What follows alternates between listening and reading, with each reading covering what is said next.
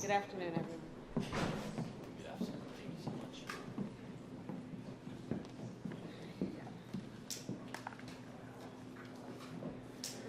Everybody ready? Yeah.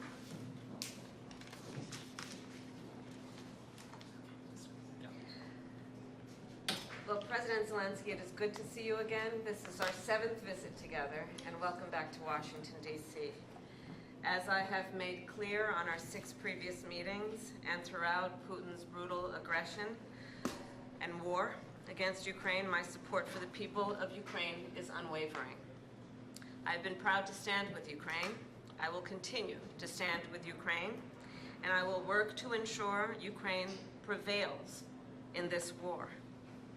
To be safe, secure, and prosperous, the United States must continue to fulfill our long-standing role of global leadership.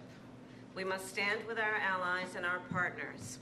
We must defend our democratic values and stand up to aggressors. And we must stand for international order, rules, and norms. Each one of these principles is at stake in Ukraine. And that is why Ukraine's fight matters to the people of America.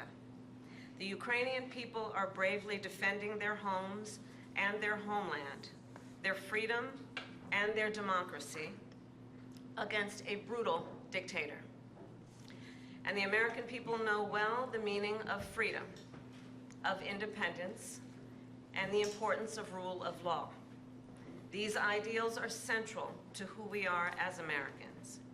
And some of the most important moments in our history have come when we stood up to aggressors like Putin, just as we must today.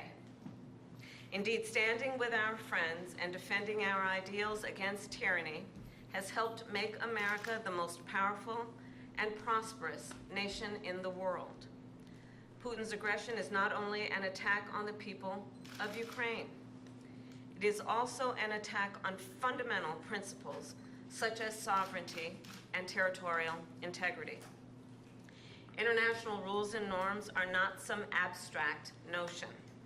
They provide order and stability in our world. They support American security and American prosperity. And when they are threatened anywhere, they are threatened everywhere. History has shown us, if we allow aggressors like Putin to take land with impunity, they keep going.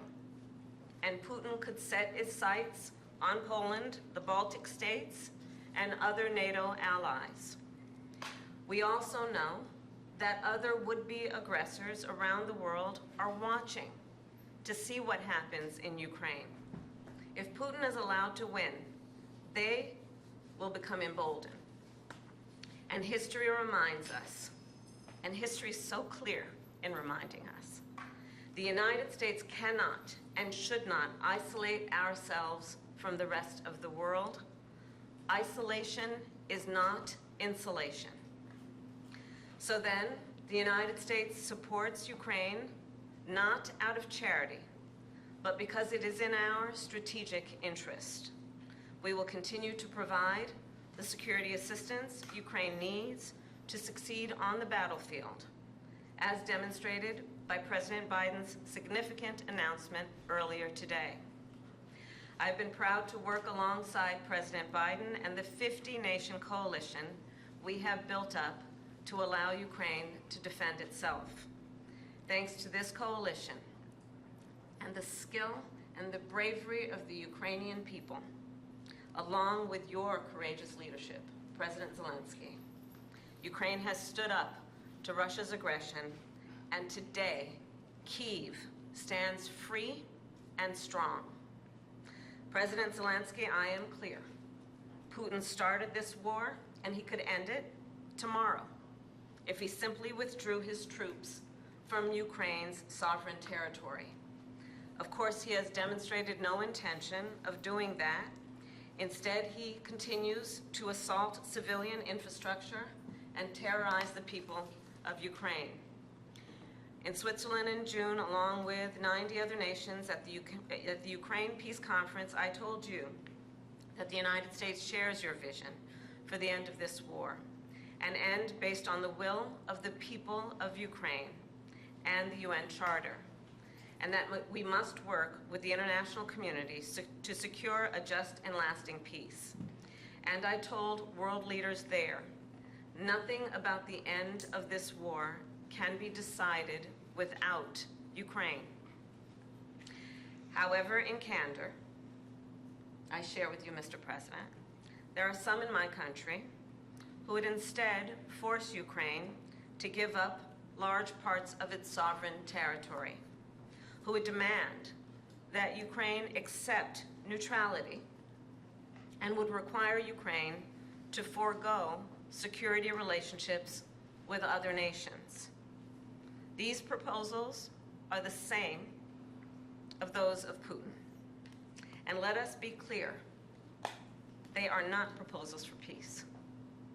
Instead, they are proposals for surrender, which is dangerous and unacceptable.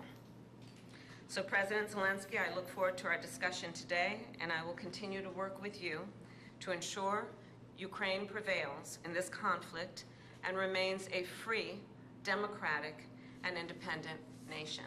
Welcome back again. Thank you so much. Madam Vice President, thanks for the invitation. Happy to see you. Dear journalists, I want to especially thank you for your participation in the Peace Summit.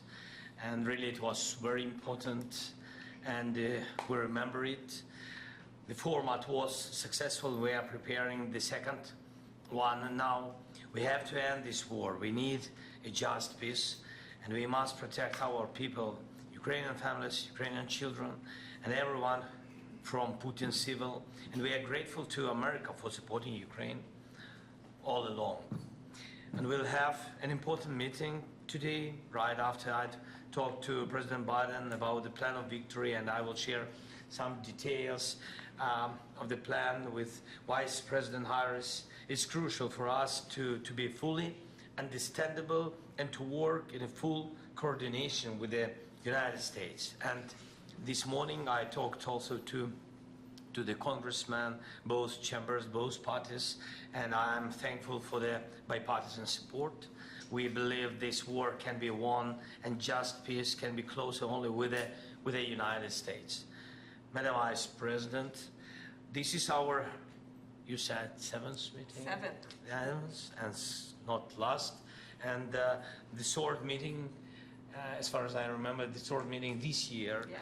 Thank you, and I want to inform you about the latest developments on the battlefield, of course, and about Ukraine's actions in the Kursk region, on what has been achieved and the ambitions ahead.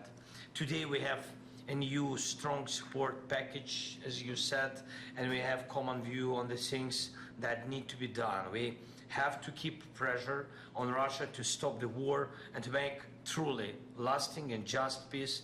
It's a top priority for us and for other freedom-loving nations to achieve not a freezing, but real peace for us. So we need to keep sanctions against Russia strong, and we need to use the proceeds from immobilized Russian assets to protect Ukraine, our people, our cities, our front line from Russian evil. And of course, we must work hard to bring all Russian war criminals to justice. And one more thing, I want to inform Madam Vice President about the latest Russian missile and the Shahid's attacks against Ukrainian energy infrastructure. We need to urgently strengthen Ukraine's air defense to save thousands of lives and reduce Russian terror to zero. It's achievable. Thank you again. Thanks, America. Thanks to you, Madam Vice President. Slava Ukraini. Thank you.